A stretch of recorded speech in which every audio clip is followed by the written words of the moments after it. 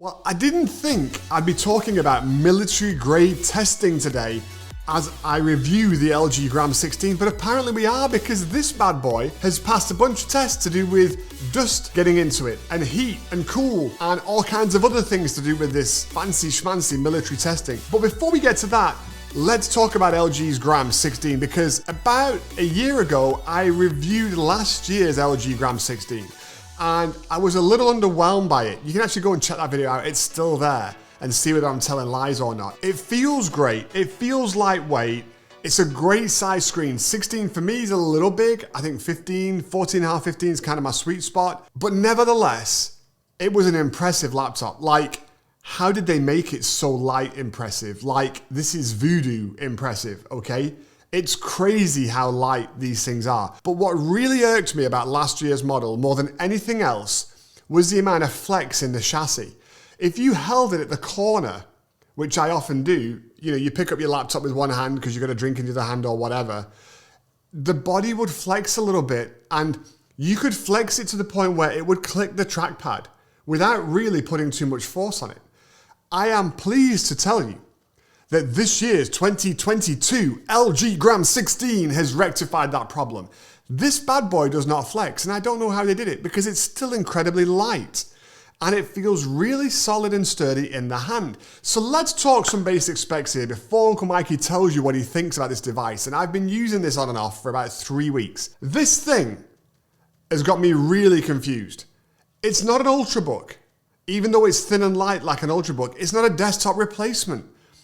Even though it's got some serious power. I don't really know what to call it because I've got two USB-Cs on here that are Thunderbolt 4. I have got a full HDMI port on here, not a mini micro crazy dongle, an actual real HDMI. Headphone jack is still in vogue in 2022 going into 2023. I've got two, not one, two USB-A ports on the other side. And then as if that's not enough, let's throw in there a micro SD card slot just for fun. This thing has got so many ports on it, it's literally in the same class as like an XPS 15 or a real workstation powerhouse, but it's super thin and it's super light. Then we get to the screen and we start talking about DCI-P3, 99%, so basically almost 100% full color gamut on the screen. It is matte finished, it's not touchscreen. It's not reflective, it's got an anti-reflective screen there. I don't know what to tell you. The specs are incredible. Let's talk about the price, because I got this on sale for $10.99. Now I know that's not the normal price. Today it's $14.99 on Lenovo's website. Today it's $14.99 on LG's website, because LG makes the Gram, not Lenovo. I got it on some kind of crazy sale, I don't know how. This is a 12th generation i7 P series processor, the 1260p. For performance, 16 gigabytes, 512 SSD, and an NVIDIA RTX 2050 just thrown in for the fun of it for $1,099. Uncle Mikey paid for this. It seems wrong. On a specification for specification, dollar for dollar, it seems wrong. It's too cheap. I've got to tell you, it's fast. Using it, working on it, it is zippy, it is snippy. I was actually working on a Surface Laptop 5 yesterday and today, the new 12th gen version, and it didn't feel sluggish, it didn't feel slow, it felt completely fine. A couple of times I was doing some stuff in the browser that it was having a hissy fit about, but that's probably just Edge, I don't know. This felt zippier. Like, I started using this today to run some benchmarks, and holy moly, I mean, it was jamming and it was jiving. I kind of forgot how quick it was after having used a couple of devices since last week. So what does that all mean if you're looking for a device like this? Well, if you need a big screen, if you need it to be light, you want to throw it in your backpack and not really take too much weight with you, I really don't know what else you'd be looking at. I'm looking at this and I'm thinking about the Dell XPS 15 that we reviewed here a little bit early in the year, and I don't know why I would choose an XPS 15 over this. It's more heat, more noise, more likely the trackpad's not going to work because they just have those issues, okay? Don't hate on me. We all know they do. Dell just has a thing. Like, where's the dude guy? Dude, you're getting a Dell. Now it's like, dude, you're getting a Dell. You better check that trackpad. You know what I'm saying? Dude, you're getting a Dell. Easy to buy, easy to own, easy as Dell. I found no flaws with it. The only thing that I don't like about this device is the trackpad's not in the middle and the keyboard's not in the middle because they squeezed in a number little keypad on the right side. And although I use the numeric keypad and I find it really useful, I like my things to be symmetrical, and it's weird. I need the keyboard in the middle and the trackpad in the middle because my hands just naturally go to the middle. And so I find myself pressing the wrong bit of the trackpad, but that's just Uncle Mikey. If you can live with that, if you don't have this OCD about center justified keyboards and trackpads, you will not be unhappy with the LG Gram. So as you're feasting your eyes on some of these screenshots here, look at the colors, look at the richness. I'm going to show you a few different wallpapers, some brights with colors, some darks with blacks. I want you to see what this looks like. You know, you do lose a little bit of that contrast when it's that non-reflective kind of matte finish screen. I guess when they put glass on screens, it has some enhancements in the glass to really bring out the blacks and the depth a little bit more. And you kind of lose that here. But by the same token, what you gain is not having to worry about lights, about windows being behind you and all that kind of fun stuff. The screen is pretty impressive. I certainly have never looked at it and thought, I wish it was a little brighter, or I wish those colors looked a little bit better. The only thing to bear in mind is we're showing these to you at full brightness, and the brightness on this, you are going to be over halfway if you like things to be vivid. Half brightness on this was a little dark for me, so that is going to use up a little bit of battery life. But hey, let's talk about battery life, because everybody hates on Windows and everybody says, oh, Windows devices, they don't get good battery life, 3 hours, 4 hours, 5 hours. I've said it, okay? This is not one of those devices. This is the best battery life I have seen on a Windows laptop in the last, I don't know how many months, literally like 4 or 5 months. I have used this thing for hours and watched it comfortably, was that a word? Comfortably use 10%, 9%, 8% an hour. So you are talking about 10, 11-ish, maybe 12 hours on normal day-to-day use. As long as you haven't got that screen brightness all the way up. I was on balanced performance setting, doing the things that Uncle Mikey does. By contrast, something like a Surface Laptop 5, I'm still seeing 15%-ish drops per hour, which is worrying me because I actually bought one to use as a daily driver for a little while. I liked it so much.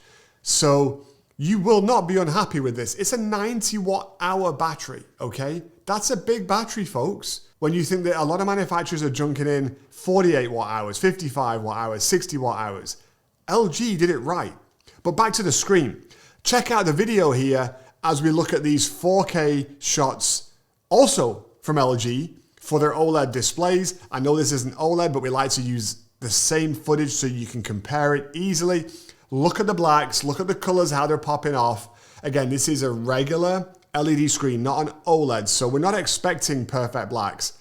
But I think they look pretty darn good. And I'm thinking you probably do too. It's a very, very impressive laptop. And as I've used it and worked through it, and as I've thought about things for this review, what would I even compare it to? I could look at something like a Carbon X1 from Lenovo, but that's a 14-inch. I don't think they do a 16-inch. I better double check on that, but I don't think they do.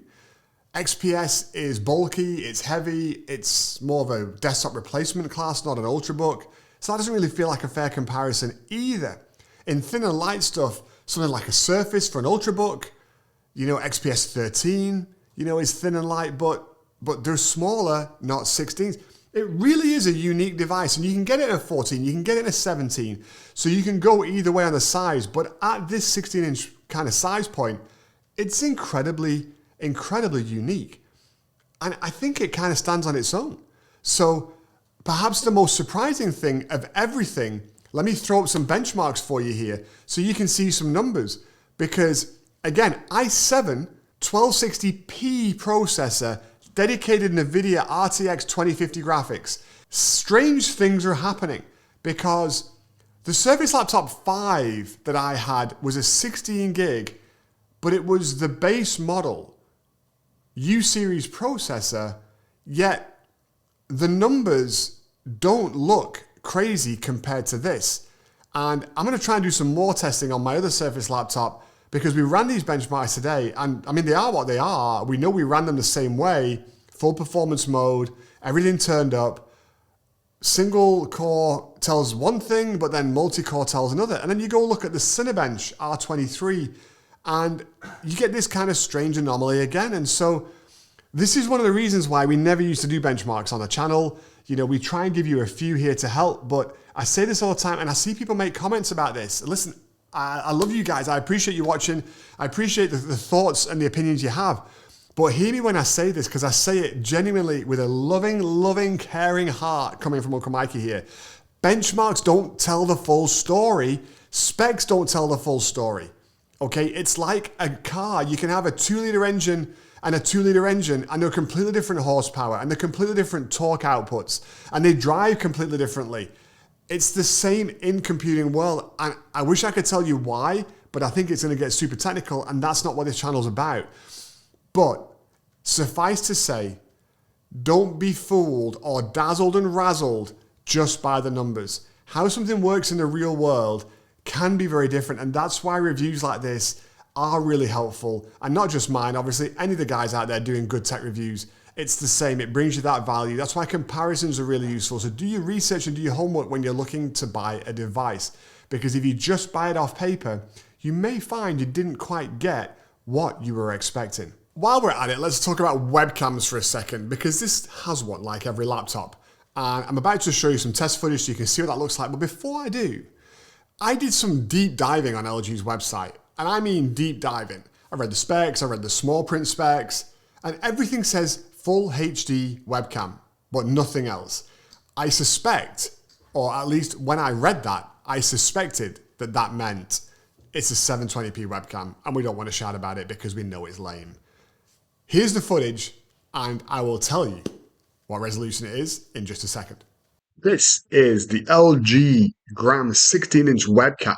So you are hearing my audio through its microphones that are supposed to have some AI magic and do some clever stuff to black out background noise.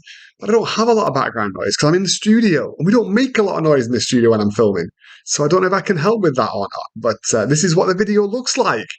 Check out my emoji t-shirt. Yes, it is my favorite emoji. If you haven't noticed, check out the comments and you will see why. I was telling you lies. Actually, there is something else that bugs me about this thing, and it bugs me about a lot of Windows manufacturers. They create a bunch of useless software and load it on. Samsung are the worst for this, although to be fair, it's not useless if you've got a Samsung phone because a lot of the things then let you sync and play with it really nicely. But LG has a little bit of bloatware of its own. When I read the specs on this, it told me about this cool feature called LG Screen Glance. At least I think that's what it's called, because that's what it said in the picture, but in the heading above it said something different.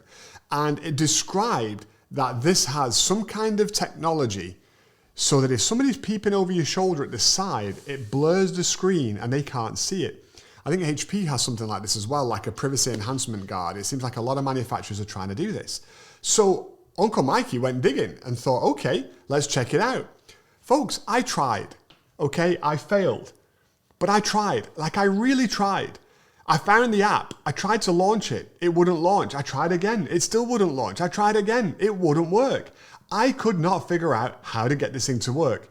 I probably could have gone on YouTube and Googled and found a tutorial and had somebody show me, but you know, that feels like a little too much effort to use a feature that a manufacturer is shouting about on the middle of their webpage. So slap on the hands, LG, disappointing. If it is a cool feature, make it easier so that we can figure out how to use it without needing a degree in rocket science. I play with a lot of tech. Like, I'm not the most intelligent guy in the room, but I think I know a little bit more about tech than the average person in the room, and I couldn't figure out how to make it work unless I just got, you know, a duff one. But it's there. It sounds like a cool feature. Hey, if you've got one and you can make it work, why don't you tell us in the comments below what that looks like and whether it's any good or not, because I'm not going to spend any more time on it. It's just as simple as that.